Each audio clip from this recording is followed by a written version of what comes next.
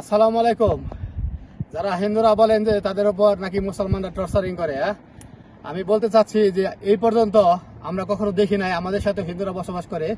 তো হিন্দুরা আসলে কখনো মুসলিম দ্বারা নির্যাতিত হয়েছে বা টর্চারিং হয়েছে এরকম আমরা দেখি নাই। বরং উল্টা হিন্দুরা মুসলমানদেরকে, মুসলমান মেয়েদের সাথে সম্পর্ক করিয়ে তাদেরকে বাচ্চা দিচ্ছে, তাদেরকে ধর্ষণ করতেছে, তাদেরকে মেরে ফেলতেছে, তাদেরকে ইন্ডিয়াতে পাচার করতেছে। আমার কাছে অসংখ্য ফুটেজ আছে, দেখতে পারবেন। আমার ডান পাশে বাম পাশে দুটো পিক আছে ডিসপ্লেতে। উনি একজন হিন্দু, হিন্দু থেকে আসলে মুসলমান হয়েছে। ওনাকে অবশ্য আপনারা চিনেন, ভাইরাল পারসন, হ্যাপি নাম।